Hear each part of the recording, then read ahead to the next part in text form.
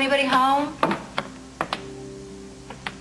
A little late for a pity visit, don't you think? No, I saw the lights were on when I was driving by, and I thought... Okay, I was a little worried about you. It's when the lights are off that you really need to worry. I'm all right. Yeah, well, you don't look all right today. No, I'm all right, really. This place is a wreck. I told Phyllis to get lost. You been by yourself all day? Will stopped by. Have you eaten anything since Rosanna left? Scotch. Scotch. I thought so. Roast beef. I hope you like it. Kind of lost my appetite when I was talking to my kid brother. He was pretty upset, huh? Yeah, well, I had to drag it out of him. I really hate to see him so defensive. You know what's worse? What? Is that when I finally did get him to spill, he asked me what I have been asking myself every second since Rosanna left. What's that? How come I didn't know? I mean, there must have been clues, right? Not necessarily, no. According to Rosanna, she had hated me for months. And I didn't see so much as a telltale look. I didn't see her pulling away.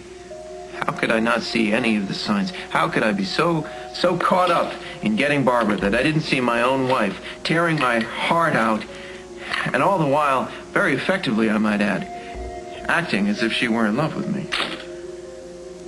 I don't know. People have all sorts of reasons for covering their tracks. What do you want to do with all this mail? You've got a ton of it outside. Just throw it anywhere. Well, they're not just letters for you. There's letters for Rosanna. Paul, you're going to have to decide what to do with her mail at some point. But this one, it's marked urgent, so...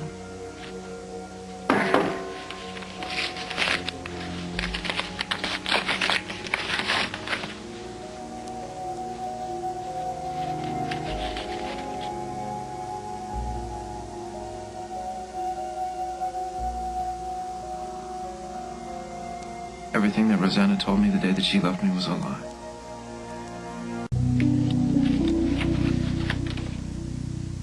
Plane tickets to Bermuda. We had our honeymoon there.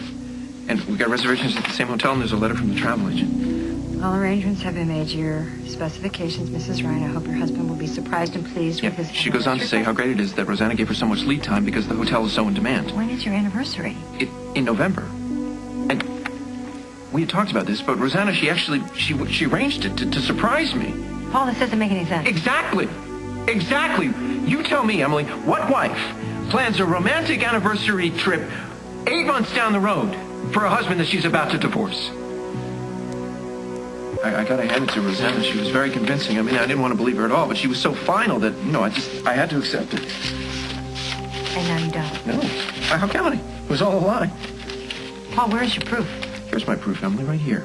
This letter is my proof. And in my heart, Emily, I know that Rosanna and I were happy together.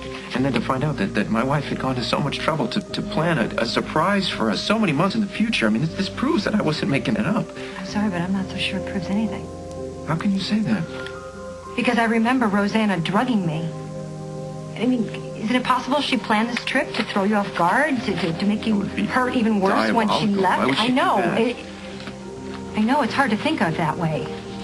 My wife is the kindest woman that I have ever met. Well, all I can tell you is I remember very clearly what Rosanna did to me. And I remember 100 nights where we held each other, where we loved each other, where we shared each other until we fell asleep. That happened. I wasn't making it up. Nobody could imagine that, and nobody could pretend that, Emily. Rosanna wasn't pretending. Rosanna promised to spend the rest of her life with me, and then something changed her. Something dragged her away from me, and I'm going to find out what that is.